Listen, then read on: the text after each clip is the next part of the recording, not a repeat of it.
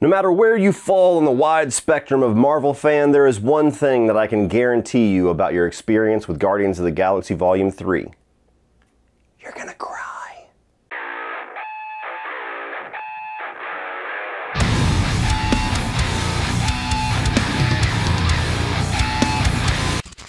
What is up, guys? Welcome to my review of Guardians of the Galaxy Volume 3, the newest film in the Marvel Cinematic Universe, and the conclusion, maybe, time will tell, to the Guardians of the Galaxy films. So a little bit of backstory for me, just in case you're finding me for the first time or you just found me recently. The original Guardians of the Galaxy is not only one of my favorite MCU films, it's one of my favorite comic book films of all time. Absolutely love that original. The second one, not so much of a fan of. I don't hate it, it's very entertaining, it's very watchable, but did not appreciate the tonal balance that they went for, didn't appreciate the story direction. Not one of my favorite MCU films whatsoever. And so with James Gunn, all the drama that he went through a few years ago with being semi-canceled and fired by Disney, and then everybody and a part of the cast and crew of Guardians of the Galaxy coming out in support of him. He goes off and does a DC film, comes back and does Guardians of the Galaxy right before he leaves Marvel forever to go and lead DC.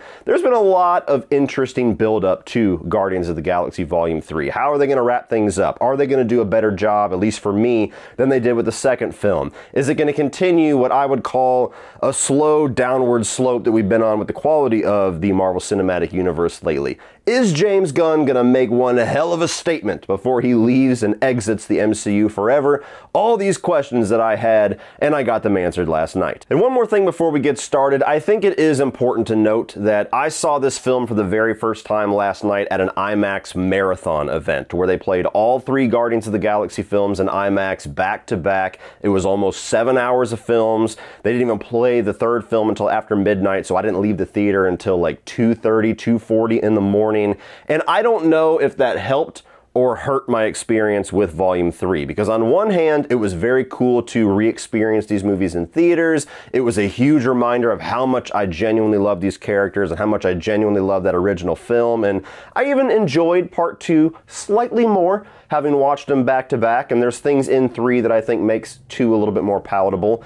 But 7 hours straight of nothing but Guardians of the Galaxy was admittedly a bit much, and 7 hours in the theater in general was a bit much. So there may have been a slight skew in my enjoyment factor because of that. Starting off with the positives, I think this is genuinely a really satisfying conclusion to this trilogy. And I don't know if it's going to be the conclusion to these characters in general, because we all know the way that the MCU works. There's characters that are alive that we have not seen in a very long time. There's characters that have died and come back. Some have died and come back multiple times. So the fates of these characters that I'm not going to give anything specific with in this film, you don't know if it's definitive or not, and you don't know what the future holds. But if this is the last time that we see these characters or this version of the Guardians of the Galaxy, I think that it was a really good closeout for those characters and for these trilogy of films. There's a lot of character arcs started all the way back in the first film that come to a nice conclusion here. There is a bit more depth to some of the characters. You get to learn a little bit more about them. You get to see sides to them that we haven't seen before in either of the previous 2 films or the Avengers films that they have been in. Just in general, I think that the character work in this one was really well done. It's kind of light on story, we'll get into that, but just like the other 2 films, the main star of the film is these characters, is their group dynamic, is their charisma and their chemistry on screen. And to me, they recaptured the best version of that in Volume 3. And there's aspects of these characters that was really nice to see, as far as like Drax, who's always been kind of more the hardened character, and certainly had a lot of humor to him, but was the Drax the Destroyer. He's a guy that just kills everything. And then we get to see the softer, more tender side of him, that fatherhood that he hinted at in the first film. Of course, Rocket, that's what most people that see this film are going to walk out immediately talking about. There's a lot of diving into Rocket Raccoon's backstory here and the tragedy and the horror of how he came to be, which again was just kind of hinted at in the past, and we get to see every single detail of it here. And it is absolutely emotionally devastating. And it's some of the most, if not the most emotional stuff that I've seen in the MCU, certainly in a long time. And it was really good to finally see that side of Rocket, and in my opinion, a lot of the dramatic exploration of that character that we get, and a lot more of an understanding of why he is the way that he is because of his past, it actually makes some elements of Volume 2 that I didn't care for so much a little bit more palatable as far as his kind of foolishness in that second film. So Rocket especially gets just really huge standout moments in this movie, and he's kind of the emotional anchor to this entire trilogy because of what they did in this third film. And with pretty much all of the characters, there's a really nice exploration of what it means to be family and what draws people together aside from blood relation, and what actually is the glue that holds the Guardians of the Galaxy together. And I think that they did a really nice job at bringing all of the characters of this group to a nice conclusion as far as how they understand and how they interpret each other and how they interpret why they love each other and consider each other family. Even people like Gamora, who at this point is still like a reset version of that character that doesn't have the past and the attachment that to the group that they have to her. And so when you're exploring things like Peter Quill and his attachment or lack of attachment to his human relatives that he has never gone back to actually meet, and Drax and the way that his relationship with Mantis continues to blossom, and the way that Mantis kind of interprets love and friendship in a way where she was just kind of this slave in servitude in Volume 2. All those different elements. Again, I'm still just pretty much focusing on character work here. That is the best element of this movie. There's also some really solid action here. I really enjoy kind of the different flavor of action that we get in the Guardians films within the MCU. Most easily they're able to stand out because it's kind of space action. You know, it likens to things like Star Trek and Star Wars, and they have a lot more to work with as far as giving you more of a variety of action aside from just people punching each other and superheroes flying around with capes. And so there's some really solid action here, and one sequence in particular might be the best action sequence that we've had across these three films, in this hallway where it's just shot and edited really cool, to where you get all the different Guardians doing something really cool and stand out in the scene, and they all kind of have their role within the fight, and the camera will speed up and then slow down to show something very specific that they're doing. And there's a lot of violence too. It's a pretty violent and bloody movie compared to most films in the MCU, which a lot of the action that has blood, I mean, I like my bloody action films, so thumbs up for me. And while I will tell you now, I would not consider this movie this gigantic return to form, like this is the Marvel film I've been waiting for level of excitement that I walked out with, but I'll say this movie gives me so many things that I have not felt from the MCU in a very long time. One of the big ones is feeling the stakes. Pete, I'm done running. Feeling like characters are actually in peril. This is the only MCU film that I have seen in an extremely long time, even back before Infinity War, that I genuinely feared for the characters. Just the way that the tone of the movie was, the way that they were rounding out certain character arcs, the way that they were really building up a conclusion to a lot of these character arcs, I genuinely felt like at any time, any of these characters could go, and it would feel earned, and it would feel dramatic, and it would feel emotional. It wouldn't feel cheap, or I wouldn't see somebody dying and go, they'll be back in the next one. Like, this just didn't have that feel to it at all, and that was so refreshing. And one of the reasons why it was able to have that effect on me is because, unlike Guardians of the Galaxy Volume 2, and actually probably the majority of the MCU at this point, they actually let the darker and the more dramatic elements of the film remain dark and dramatic. They don't undercut it with a stupid joke. They don't follow it up with slapstick. They don't try to make you laugh 10 seconds after something huge happens, like really dark. This movie really lets you breathe in all of that and lets you kind of sit and fester in it. When you have all this backstory with Rocket that's showing this horrific stuff happen, they don't turn around and do a David Hasselhoff joke 10 seconds later like they did in Volume 2. And that's another element that I just so appreciated about this, because that's one of the elements of the MCU that I am beyond sick of. And going along those same lines, I appreciated the fact that this movie felt like a James Gunn Guardians of the Galaxy film from start to finish, not a movie that is bogged down with explaining a bunch of things that were set up 4 or 5 movies ago and spending a third of the runtime setting up the next 5 years of movies. And the Guardians of the Galaxy movies really haven't been plagued with that too much, but that's another element of the MCU that has gotten a little bit more exhausting for me, is that movies don't really feel like their own isolated stories so much anymore. They just feel like part of the universe.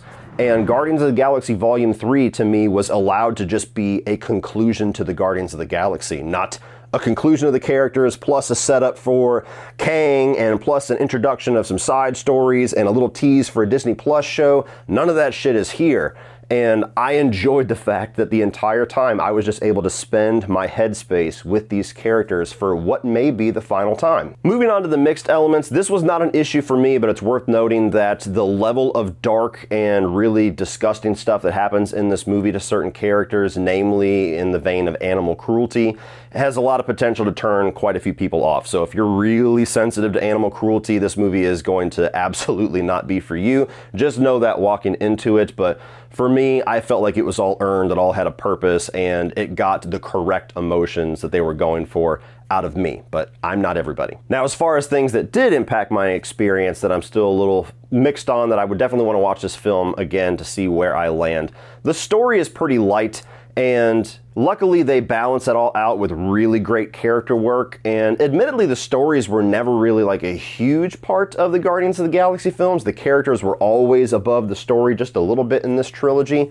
but to me, there's an initial setup in the first 10 minutes of the film that introduces a problem. They spend the rest of the film trying to solve that problem, and it's a very big problem that you are emotionally invested in, but there's not really anything else going on beyond all of that. This is a film that is solely focused on rounding out these characters, closing out these characters, and developing more about their group dynamic, not so much about telling a new interesting story in the cosmic area of the MCU. Another mixed element for me was the humor. I do feel like James Gunn's humor is always pretty hit and miss with me, so this is just kind of par for the course, and if you love James Gunn's humor, you're not going to have this issue whatsoever. There's certainly a lot of moments in this movie that got a good laugh out of the theater and got a good laugh out of me. There was just as many jokes that completely landed flat for my theater as well as myself, and I would hesitate to say that this is possibly the least funny of the three, because I appreciate the fact that they didn't insert too much humor, and I like the fact that it was more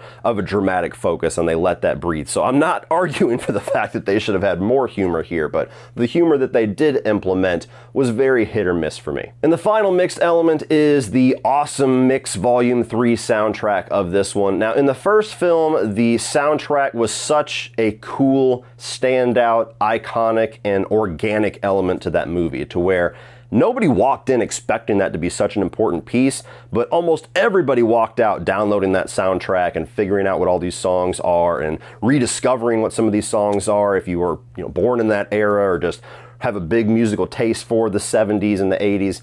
And Volume 2 didn't have nearly as good of a soundtrack to me, but this one, it feels like the soundtrack element of it was forced. It feels like so many times throughout the movie, like every 15 minutes it felt like they had to put the camera on a character that has the zoom out, pressing play, it shows the album cover, and then the soundtrack starts to play over an action sequence or a dialogue sequence or something else. And so just continuously throughout the movie, they kept doing this visual thing where it's like, we gotta do more of the playlist, we gotta do more of the soundtrack.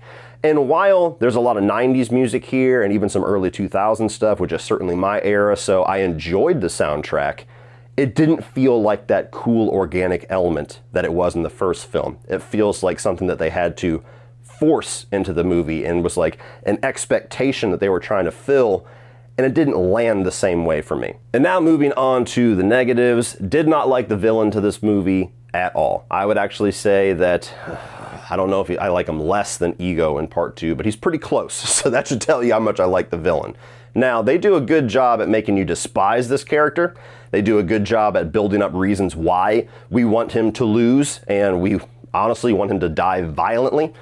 But as a character, beyond just making him evil as fuck, they don't do a whole lot else with him. They give him a very similar motivation to Ego, which felt a little redundant.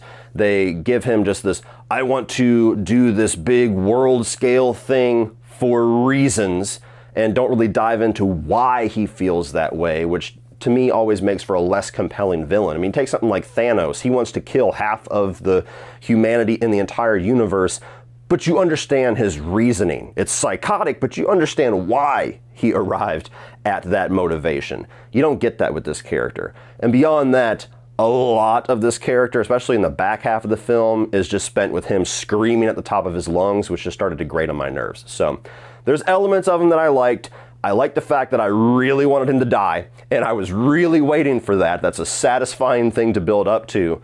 He's not a villain that I enjoyed or I would ever care to see again. And even as a secondary villain, I didn't like the character of Adam Warlock at all. And there has been a lot of hype about this character. Now, to be completely honest, I don't know dick about Adam Warlock. I have never read a comic with that character in it, and I did no research whatsoever of what to expect. So maybe James Gunn did a perfect representation of that character. You guys will let me know in the comment section down below. But the way that he is utilized in this movie is really quickly at the beginning, he's introduced in a way that I thought was going to be a much cooler use of the character, to where he just kicks something off. And the rest of the film, he just plays off as this recurring one-note joke over and over and over again. I didn't think it was very funny, didn't think it was very entertaining, and with the way that the rest of the film used him, even the beginning that I liked his utilization, his purpose to kick a certain event off, literally any character could have done that. So even that kind of seemed pointless by the time you see the rest of the film and the way that they utilize him. So sorry, Will Poulter. I love seeing this guy do new things and the way that he is expanded beyond the little kid and We're the Millers, but did not like Adam Warlock. I also think that for as much of a good job they did with most of the characters of the Guardians of the Galaxy at rounding them out and showing different sides of them, I felt like Gamora was kind of left hanging in this one. Now, obviously a couple of movies ago, she died and she was brought back, and it's a new version of Gamora with none of the memories with the Guardians of the Galaxy. So there's a lot of things that they have to kind of cover to try to get her back to that dynamic. But even by the end of the film, the conclusion that we potentially leave her off with and leave her and Star-Lord's relationship off with, I just didn't find it to be all that satisfying. Like, you really get the group dynamic and the love and the reason why they're so close with all the other characters, and it just kind of felt like she was just off to the side reacting to it all the entire movie, just watching how much they love each other without actually really re-indoctrinating herself back into it. And so I didn't love the way that they did that. And finally, this is something that is absolutely a me thing. This is not like a reflection on the quality of the movie whatsoever, although I do think a lot of people fall into the same camp as I do. I still have that Marvel fatigue. I still have that MCU fatigue. I have superhero fatigue in general when it comes to like lower end and mediocre films, which this absolutely is not. But even the good films in the MCU, I still walk out feeling a little numb from them. Like, ever since Endgame, I haven't really walked out of a film, maybe with the exception of Spider-Man No Way Home, just because of so much nostalgia and payoff that was in that. But every other film, even the ones that I've really liked, I still walk out feeling empty. And as much as the Guardians of the Galaxy really has the ability to stand out and be kind of this space action adventure comedy and not really feel like a Marvel superhero film, it still has those very similar, familiar ingredients of all the other MCU films that at this point I'm just kind of burnt out on. So as much as I really enjoyed this film, and as much as I think it's a really satisfying conclusion to this trilogy and to potentially these characters, still walked out feeling like, yeah, that's pretty good.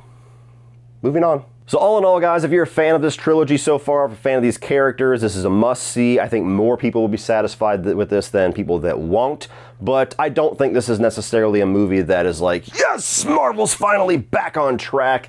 Didn't quite reach those heights for me, but I really enjoyed it. So be sure to check it out this weekend. Take the whole family, unless you don't like animal violence, and which, stay at home. Well, that's it for this one, guys. Please, if you enjoyed this, check out all of my 2023 new release reviews so far. I'm also going to put my playlist of all of my MCU reviews thus far, quite a few of them, so please check those out. Like and share, hit that subscribe button so you don't miss everything coming in the future as we kick off the summer movie season. And as always, remember, opinions are like assholes, but that doesn't mean you have to be.